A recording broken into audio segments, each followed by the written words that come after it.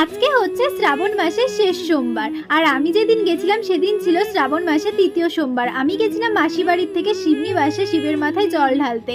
আর আমি প্রসাদ নিয়ে গেছিলাম না, ওই জন্যে এই মন্দিরের এখানে এসে প্রসাদটা কিনে নিই, তারপরে চলে আসি মন্দিরে। আর মন্দিরে আসার পরে দেখো জাস্ট লাইনটা, এর আগে আমি একটা ভিডিও করে দেখিয়েছিলাম তোমাদের। আশা করি যারা মন্দিরে এসেছো তারা চিনে থাকবে জায়গাটা।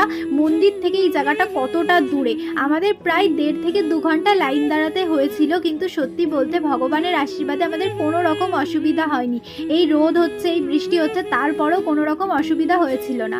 তো অনেকটা কাছাকাছি চলে এসেছিলাম আমরা মন্দিরে। আর মন্দিরে আসার সময় এখানে বলেছিল ফোনটা রেখে দিতে, যেহেতু ওখানে জল দুধ রয়েছে, তো তাই জন্য তো আমরা ফোনটা রেখে দিই। তবু আমি একটু ঠাকুরের ভিডিও করে নিয়ে এসেছিলাম।